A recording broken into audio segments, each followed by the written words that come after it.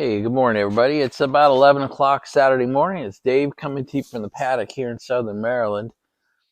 I got all the lights on right now because I did a couple of videos for my West Virginia, my Wyoming team. But anyway, a bunch of people said you kind of like this, so I'm going to read to you from The American Cause by Russell Kirk. I'm enjoying this book immensely. I'm a few chapters ahead of where I am with you, but I thought I'd read you from chapter 3 today, and moral principle, the nature of man. But I like this. Last time I read you, it talked about the three basic principles upon which we had based this country on. One is the belief in God. Two is the belief in a justice system, and the third is a belief in a free economic system. So this one really talks about the fact that we base this country on a belief in God. So I just want to read you a little bit. So again, this is from chapter 3. I'm not going to read you the whole chapter. I mean, I could hear you clicking off. But so the United States is a Christian nation. This is a simple statement of fact, not an argument to advance the American cause. With the exception of the 5.5 million American Jews, Christians, or people strongly influenced by Christian beliefs, make up the great majority of our population. Christianity and Judaism, moreover, come from a common origin, share many centuries of common historical experience, and have in part the same body of literature, those books of the Bible which Christians call the Old Testament. And so far as what can be said in this little book about moral and religious principle, the differences between Christian and Jewish beliefs are minor. Therefore, it is possible to write about a body of religious and ethical principles shared by the majority of Americans. And that's what this chapter does. This chapter and the one that follows are concerned with the general outlines of these principles and with how these religious and moral ideas govern life in America. Civilization grows out of religion. The morals, the politics, the economics, the literature, and the arts of any people all have a religious origin. Every people, no matter how savage or how civilized, has some form of religion. That is, some form of belief in a great supernatural power that influences human destinies. I thought that was pretty critical statement.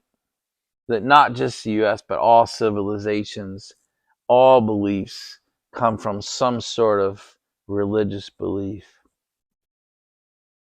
He even goes on to say, communism was really a kind of caricature of Christianity, borrowing certain of its moral affirmations, imitating its dogmas, and even appropriating some of its phrases. This made communism all the more dangerous for the superficial similarities between Christian morality and the pretended Soviet morality sometimes deluded Americans and people in other free states into thinking that communism had high moral aspirations. I believe that still is a risk today, that there are people who want to convert us into socialism or communism, believing that it's based on high moral principles. That's why I wanted to read that today. I'm just reading highlighted sections. I'm not reading the whole chapters. The ideas of freedom, private rights, charity, love, duty, and honesty, for instance, all are beliefs, religious in origin. These ideals are discussed and advanced by philosophers, of course, but the original impulse behind them is religious. And in America, it is the Christian religion, some 2,000 years old, and now worldwide in influence, which intimately affects our actions. We cannot go deeply into theology in these two short chapters, but we propose to outline here certain essential Christian doctrines that have formed American character and society and that are at the heart of the American cause. These beliefs are the fatherhood of God, the brotherhood of man, and the dignity of man. Again, we propose to outline here certain essential Christian doctrines that have formed American character and society and that are at the heart of the American cause. Those three beliefs are the fatherhood of God, the brotherhood of man, and the dignity of man. I thought that was great.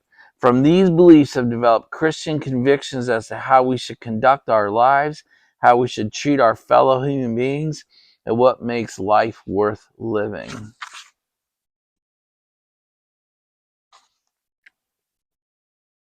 To men and women, God gradually made known his commandments and his intention for the human race. The Decalogue, the 10 Commandments delivered to Moses, commenced the instruction of man in how he must live with himself and with his neighbors.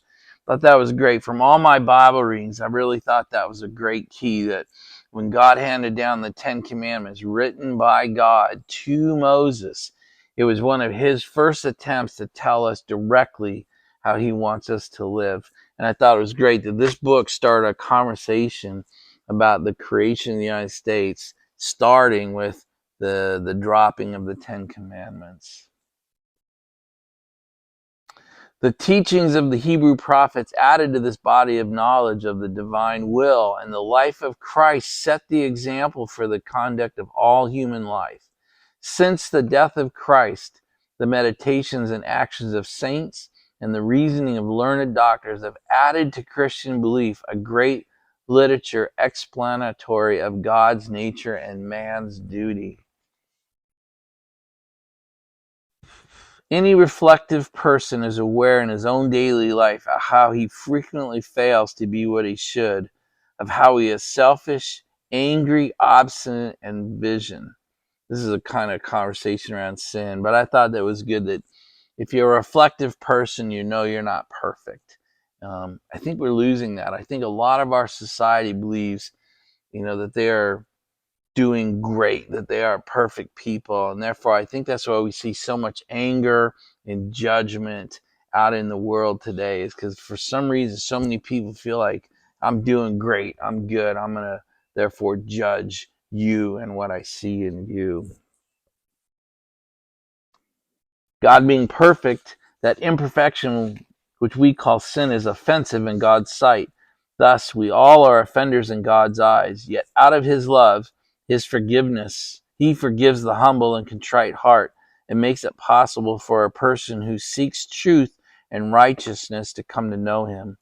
Coming to know God is called salvation, being saved from the sins of the world. But deliberate turning away from God is called damnation. Depriving oneself of the divine nature, denying one's own kinship with God, and sinking into the subhuman state of sin. I feel like the U.S. and the Western world is doing exactly that. The deliberate turning away from God is called damnation. I believe this country and most of the Western world is doing that on purpose right now. Those who struggle to walk in the path of God, as pointed out, let me try that whole thing again. Those who struggle to walk in the path of God, as pointed out, many may suffer greatly all their lives, but they will be rewarded by God through immortality, which is beyond time and space, what is called heaven. Those who reject God's commandments punish themselves, for they exile themselves forever from God's sight. This is called hell. For this little worldly existence of ours, the Christian believes, is not our be-all and end-all. Every human being possesses an immortal soul. Again, I thought that's such a foundational concept for the United States. I thought I just wanted to put it out there. Every person has a soul, a distinct essence. This is one of the most critical things I read in the book so far. If there is no God the Father, there could be no brotherhood of man. If God is denied, then men and women merely are bitterly competing little organisms with no moral obligations to one another. They are not brothers, but fierce rivals. And again, I feel like the Western world, led by the United States, is descending into exactly what this just said. If there were no God the Father, there could be no brotherhood of man. If God is denied, then men and women merely are bitterly competing little organisms with no moral obligations to one another. They are not brothers, but fierce rivals. Wow. How does that feel like? Does that not feel like that describes today's world? Um, and that's why I feel it was such a key thing to read about what the United States is based upon. That we do not believe this, that we did not form the United States on that. The creature called man, who contains a spark of immortal life that is his personality, possesses dignity. That dignity is conferred upon him by God, and without God there can be no human dignity. By the dignity of man, Christians mean that every living person is entitled to be treated as a son of God with respect for his personality. Our humanity entitles us all to be treated by our fellows as something better than animals. Again, this is a key foundational concept to this country.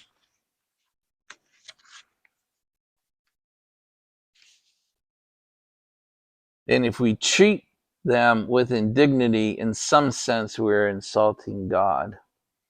So, from this concept of the dignity of man, there has grown up a recognition of what are called natural rights. These are the rights that all men and women are entitled to, rights that belong to them simply because they participate in human dignity. But natural rights are rights that originate in the nature of every person, the character and personality given to all people by God, the privileges that can come from the fatherhood of God and the brotherhood of man. Everyone is entitled to possess these rights, no matter how strong or how weak he is, no matter how rich or poor, no matter how civilized or how savage, no matter how famous or humble. You can start to hear the Declaration, right? You can start to hear our Constitution. We haven't gotten there yet, right? We're talking about the foundational elemental structures upon which our founding documents were placed. We're talking about the foundational principles upon which our country is based prior to anything being written. I just thought that was critical. But natural rights are rights that originate in the nature of every person, the character and personality given to all people by God, the privileges that come from the fatherhood of God and the brotherhood of man. Everyone is entitled to possess these rights. He then goes on and says, beyond that, beyond the biblical, talks about St. Thomas Aquinas' description of the rights of nature is one of the most important writings. Richard Hooker, an English theologian, discussed natural rights and natural laws in the 16th century, and his writings greatly influenced subsequent English and American opinion. John Locke in the 17th century said that there are three primary natural rights: life, liberty, and property. In America, Thomas Jefferson in the Declaration of Independence made these rights life, liberty, and the pursuit of happiness. I just like there's a direct lineage from God's Ten Commandments through the early church, through the writings of the theologians, into the writers of English law, and then the creation of the United States. Generally speaking, Christians seem agreed that every right is joined to a corresponding duty. That's something that we don't talk about anymore. Even our churches don't teach us anymore. I think this is a huge loss and a huge mistake. Generally speaking, Christians seem agreed that every right is joined to a corresponding duty. For every right we receive from God, we have a duty towards God. For every right of ours that others respect, we are bound to respect the rights of others. Natural rights are the things that our fellow human beings are forbidden to take away from us under the laws of God. Every man has the right to charity if he needs charity, but he also has the duty of laboring as best he can for himself. Those are the yin and the yang, and we are only teaching. In fact, even in our churches, forget about our schools, we're not teaching the second side of this sentence. Every man has the right to charity if he needs charity, but he also has the duty of laboring as best he can for himself and of helping others if he can. Every man has the right to life, but he also has the duty of respecting the lives of others. See, there's a right and a duty, yin and yang, all the way through this, and I love that. A man may forfeit his natural rights by abuse.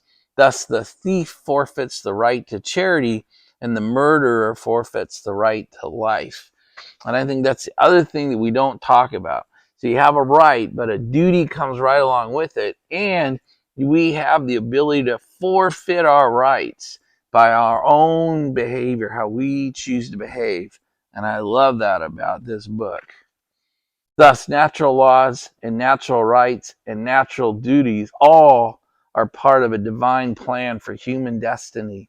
They are the laws and rights and duties that arise from the enduring nature that God has given to human beings. Therefore, these natural rights and duties always will endure.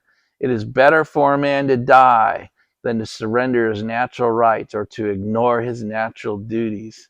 And this Christian concept of right and duty lies at the foundation of American society and government. How cool is that sentence? Let's read it again. Therefore, these natural rights and duties always will endure. It is better for a man to die than to surrender his natural rights or to ignore his natural duties. And this Christian concept of right and duty lies at the foundation of American society and government. Wow, that's powerful. We have lost this as a concept.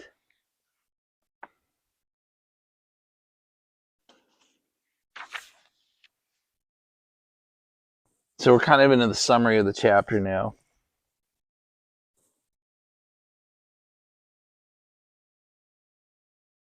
In fact, I'll stop there and cut a break. So I'm just going to read you what's called the summary of Christian doctrine as it applies to Christian United States. In essence, then, the Christian faith is this: God exists, a stern judge, but a loving father to all mankind. Man has been made in God's own image, but man, an imperfect image of God, torments himself by his tendency to sin. The world is always a battleground between good and evil in human nature. All men are brothers in spirit because they have a common spiritual Father, God, and they are enjoined to treat one another as brothers. Because they are made in the image of God and are brothers in Christ, they possess human dignity. From this human dignity comes rights peculiar to man, which no one is morally free to violate. The revelations by God establish the way in which men are to live with one another. I thought that was pretty damn good. Such is the Christian creed. Whether one subscribes to this religious faith or not, indisputably this is the religious framework upon which American society is built. Whether one subscribes to this religious faith or not, indisputably this is the religious framework upon which American society is built. Christian morality is the cement of American life, and Christian concept of natural law, natural rights, and necessary limitations to human ambitions all govern our politics and even our economic system. That is a pretty foundational sentence. Our American order and justice and freedom would not be possible at all without the framework of religious and moral principle that we have described in these preceding pages. That's pretty damn good sentence. All right, we're going to finish up with this sentence here. The Christian principles that sustain American society are not always observed in America, but they never are entirely forgotten. They breathe life into our nation. They make us truly human. They are sound principles, sound in describing the nature of God and the nature of man. Behind them is a great weight of authority and tradition and practice. Upon them, even more than upon our political and our economic theories and institutions, rests the American cause. Behind them is a great weight of authority and tradition and practice, and upon them rests the American cause. I'm going to quit reading there today. Guys, I love this book. I love that it takes us back to the beginning of what this country is based upon. I think we've forgotten it. I know I have. Probably most of you have. This book is worth reading. Hope you're enjoying the reading. We'll keep going. Unless you guys kind of revolt on me and say listening to you reads boring as hell. That's it for now, guys. Talk to you later. Bye now.